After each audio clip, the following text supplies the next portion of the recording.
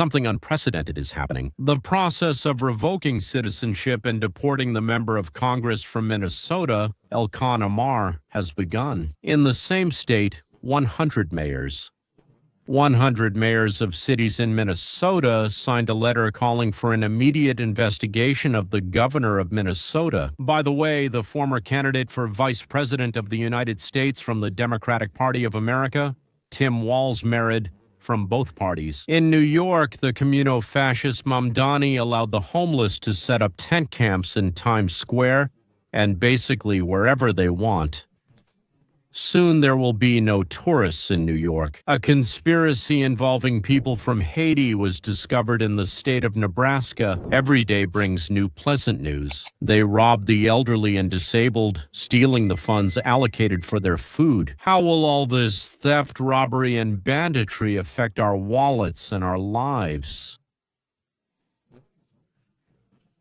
It will have an impact. How will this affect Americans' willingness to help foreign countries, including Israel and Ukraine? Will there be a war with Venezuela, and could it turn into another Vietnam or Afghanistan? But let's start with Europe, with the slow transformation of the European continent into the Third World, into a caliphate, into the dream of socialists. Diversity, which will soon naturally turn into unity under the name of Islam, and Europe will die, as has happened many times before with lands conquered by the followers of Muhammad. The European Caliphate, Europe.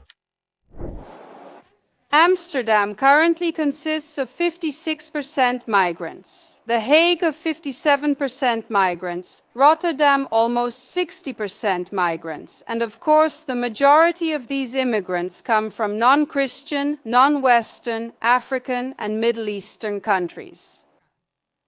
The conclusion is that the native Dutch population is already in the minority in most of our major cities. But let's see what happens next. The conclusion: London is 54% migrants. And again, the conclusion is that the native population has become a minority. Brussels.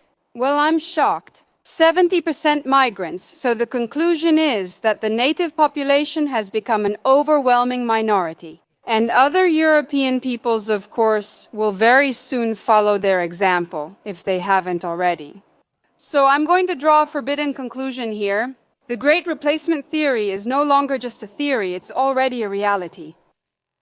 And what's interesting about the replacement is that the establishment will either deny its existence or, when they do admit it, they say it's a good thing that the native European population will soon no longer be the majority on their own continent.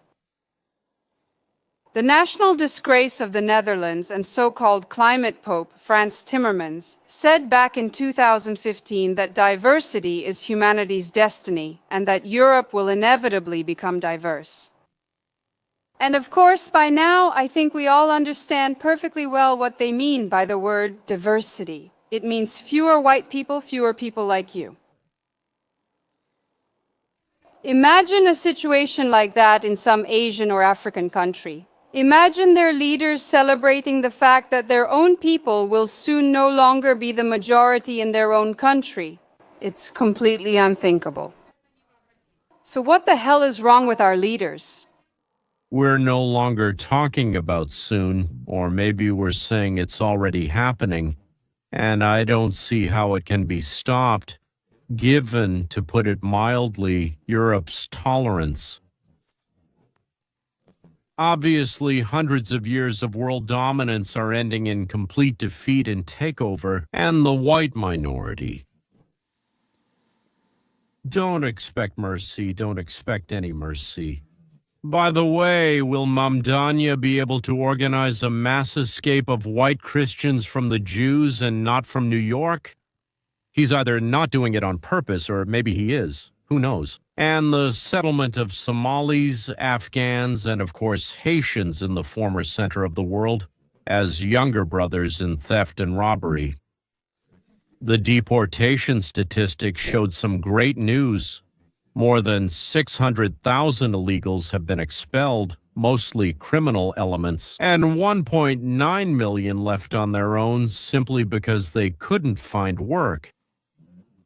For each of them who leaves on their own, we put a stamp in their passport or in whatever documents they have, indicating that they left voluntarily, and we give them $3,000. This is much cheaper for us than keeping them here, catching them, kicking them out, and so on. The result exceeded expectations. We thought, well, about 2 million in 2025, but it turned out to be 2.5 million. What does it mean? Does it mean that the jobs they couldn't find are now being taken by citizens, or are they illegal immigrants? It's interesting that in 2025, the private sector grew by 700,000 jobs, while the government sector decreased by 200,000. So there are fewer dependents and more producers now. That's wonderful news. It's exactly what we've been dreaming of.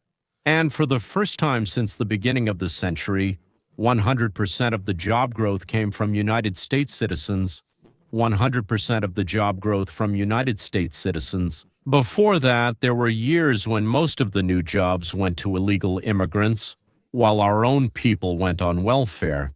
So they paid the illegals a bit less, but also paid welfare to someone else. So, under Trump 47, continuation. Continuation. In the industries, the federal government is being reduced. They didn't produce anything, obviously, right?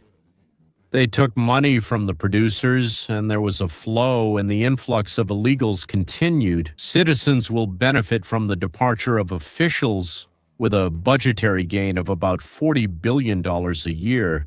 Their salaries, budgets, maintenance, and so on. By moving 500,000 people from welfare to salaries, we save $5 billion a year. And by deporting 2.5 million illegals and migrants, the expense, continuing at $6 per person per year, we will save $22 billion.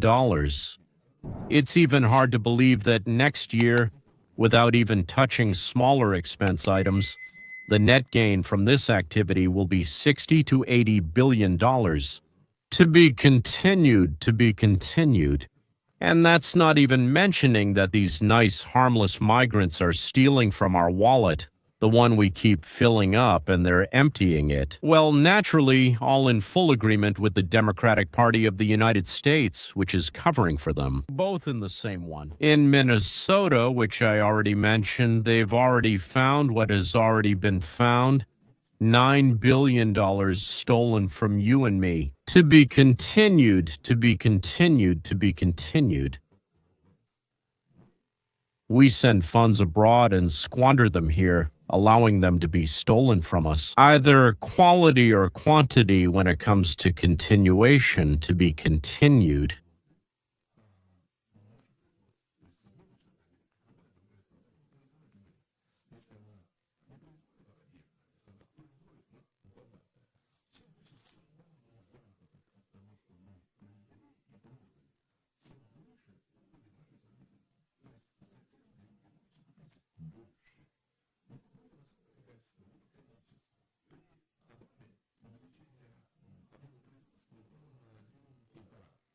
I already talked about all this yesterday, but I'll repeat it again. I apologize. Obama said to be continued during COVID, which means everything stopped and then it was restored. To be continued. Well, let's say for Biden, when he got back on track, there was more or less a continuation, which was kind of amazing, but that was basically at the end of COVID. The third quarter of 2025, that is when Trump's reforms began, to be continued. Continuation at 4, 3 dozen to be continued. Science fiction, a fantastic breakthrough, gentlemen. And at the same time, in November, inflation began to decrease from 3% annually in September, October wasn't counted, to 2.7. In November, the decrease was 0.3. Achieving this in just 1 to 2 months is impressive. especially since the reforms aren't in effect yet. The removal of a huge number of bans and regulations will start on January 1st. Only in 2026, which will possibly, become the most successful year in the modern history of the United States of America. Don't worry, I haven't forgotten about the expulsion of Ilka Navar, and with a filthy broom and, if possible, a boot to the tailbone, she won't get away from us. By the way, we've just received information that 10 European countries have started deporting Muslims. I'll share the details. I hope it's true, once I read a few sources. So far, I've only seen it in one source, from rags to riches. Is this really the moment? Are we about to witness the most notorious member of Congress finally being officially expelled? Just a few hours ago, the campaign to remove Ilhan Omar from Congress officially began. And all this is happening as federal investigators continue to uncover the scale of corruption and fraud in her congressional district in Minnesota, the kind no one has seen before. No one in America has ever seen anything like this. It's completely beyond reality. That's how you could only loot captured cities, but we let in Somali pirates and decided that they would immediately start behaving like Puritans from England from the 16th, 17th centuries. What if this corruption wasn't limited to just one Democrat-run state? What if it's actually the business model of an entire political party? Yeah, Dr. Turley is asking the same question I've asked several times already. Isn't the Democratic Party in the United States simply a criminal organization pretending to be a political movement? Yes, let me start by asking you one question. Have you ever heard of the concept of fraudulent tourism? That's right, it sounds like some kind of joke, but federal prosecutors aren't laughing right now. Fraudulent tourism is a new term they're using to describe what's been happening for years in Ilhan Omar's district in Minneapolis. We're talking about people flying into Minnesota, literally coming from cities like Philadelphia to set up fake companies and rob American taxpayers blind. Why? Because word has spread in Minnesota, Ilhan Omar, the vault is wide open. Word has literally spread across the whole country that you can come to Minnesota, set up a fake charity, collect literally millions of dollars in just a few weeks, and then leave. Yesterday, we reported on a federal investigation that uncovered a staggering 14-state Medicaid programs which they classified as riddled with fraud. Since 2018, these programs managed by Minnesota have been receiving federal funds, which means they got our tax dollars. These programs paid out $18 billion from our taxpayers' money to those organizations that are now being identified as shell companies for money laundering, and these shell companies took away, and believe me, a staggering $9 billion. There were 100,000 to 150,000 Somalis living in Ukraine, where Ilhan Omar was elected as their representative, and in Congress, the most corrupt one was formed. Well, maybe we'll find even more, but it's almost impossible to imagine such a thing. Today, it's the foulest-smelling place in the United States. Robbing ships was just like playing with children's blocks. You could only make so much. Rob a boat, a ship, something else, just small stuff. But here it's billions, and no one checked anything. Only federal investigators found that every other dollar of federal funds allocated to Minnesota's social programs was stolen, which is blatant fraud. In this case, charges have already been filed against 78 defendants, more than 90 of whom are of Somali origin. They claim to be feeding tens of thousands of needy children through federal nutrition programs. But in reality, they were funding their own luxurious lifestyle, buying expensive cars, real estate, and even transferring funds abroad. But as it turned out, that was just the tip of the iceberg. $300 million is nothing compared to what federal investigators discovered later. he says that the first ones who stole $300 million were put in jail, but the $300 million they stole is nothing compared to other cases in the same district, Ilhan Omar. This happened in the very ecosystem that Ilhan Omar herself helped create. You see, we have to realize that all of this goes back to the so-called Mills Law. The Mills Law, introduced by Ilhan Omar, eliminated oversight and control of federal child nutrition programs. Essentially, it made it much more widely accessible, but also later turned it into a convenient tool for large-scale fraud in Minnesota's social services system, about which we are learning more and more with each passing day. But, as expected, it is now becoming clear that fraud was built into the foundation of the original act of Congress. And that's because Ilhan, surprise, surprise, ended up getting kickbacks from that money. Now we know that Amar's company received $5,400 from two individuals who were later implicated in a fraud investigation. And that's just what we know about. That $5,400 is just what we know about. So at least part of that money she embezzled ended up going straight back into her own campaign funds. Just like with United States Agency for International Development. As it turned out, all that aid, all that social welfare, all that financial support turns out to be nothing more than a means by which these leftist politicians and bureaucrats enrich themselves, all the while hiding behind a facade of compassion and humanitarianism. Naturally, if you want to get the money, you have to look like a sheep, not a wolf. After all, who would let a wolf guard the meat? And a sheep is a vegetarian, right? But if there's a lesson for all of us here, it's that the radical left and the deep state will stop at nothing to hold on to and protect their power over our country's institutions. Republicans have officially begun the process of permanently expelling Amar from Congress once and for all. For years, Republicans only complained about Amar's rhetoric, but now they're looking into her criminal activities. Representative Randy Fine from Florida is leading this important campaign. He is organizing a vote to permanently and irrevocably expel Amar from Congress. And he even uses the D word, deportation.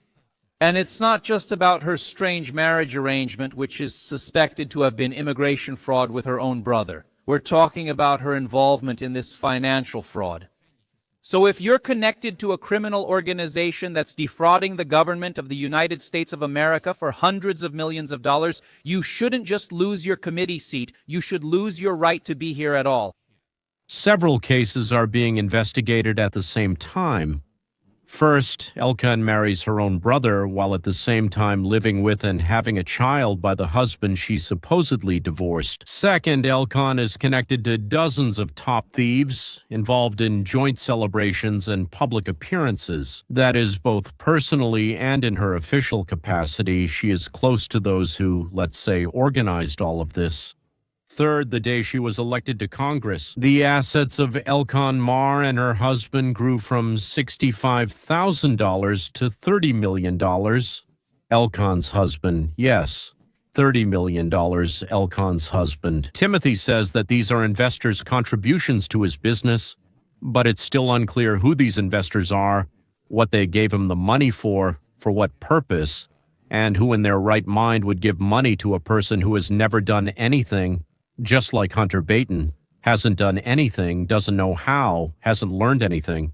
So, has anyone ever brought you $30 million or even $20 million and said, do whatever you want with it? Well, if you do have such people, please provide their names and addresses. I would really like to find them. Thank you. What we see in the Ilhan Omar district is not a mistake, but a feature of democratic governance.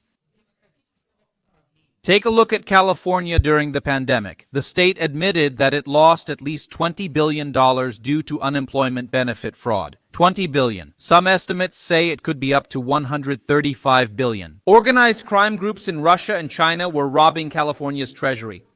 Gavin Newsom's administration was so incompetent that they didn't even bother to check IDs. Or take a look at Illinois. A state audit found $5.2 billion in improper unemployment payments, with nearly $2 billion confirmed as outright fraud. Or take a look at New York. They just prosecuted the largest Medicaid fraud scheme in their state's history. Transportation companies billed millions for rides that never happened. You see a consistent pattern here, meaning in every deep blue state, the strategy is the same: open up the state treasury, remove all safeguards in the name of so-called justice, and flood the whole area with cash. And who gets all that money? Political allies, various activist groups, non-profit organizations involved in voter mobilization. They're not just wasting your money, they're spending your taxes on their political machine. Ilhan Omar's district turned out to be the most blatant example of a system literally designed for looting by leftists. They call it social services. Everyone else calls it money laundering. That's right. They call it socialism and we call it robbery. They call it justice. Redistribution, taking needs into account, we call it an attack on us, on our property, on our lives. Just try not paying the money to the tax office, the money that will later be stolen. You know for sure that they will be stolen, and those who take them from you also know for sure that they will be stolen, either by themselves or by someone else. And here, those who take it away, not only do they steal it, but they will also use this money against us. That is, they will use this money later to make things worse for us, but you still have to pay. Prison resistance. They'll kill you during the arrest, so I don't recommend resisting, ladies and gentlemen. But what do we do now? We are opening up malignant tumors, and pus is flowing out of them. Over the past 20, 30 years, they have created a system of total deception, robbery, and dumbing down of the population, which shouts hurrah precisely when it is being brazenly and shamelessly robbed. So, should we start with Ilkan?